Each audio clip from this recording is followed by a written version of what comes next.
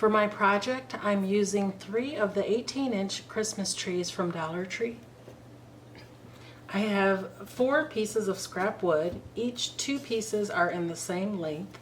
You can cut them to the length and size that you want, but you will need a total of 4 pieces, 2 in each respectable length.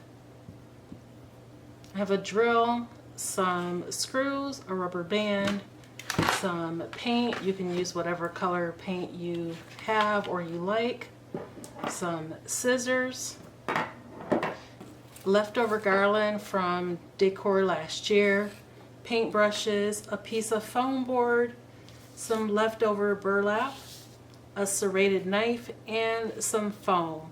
I may not utilize the foam, but I wanted to have something to use as a riser just in case I need it.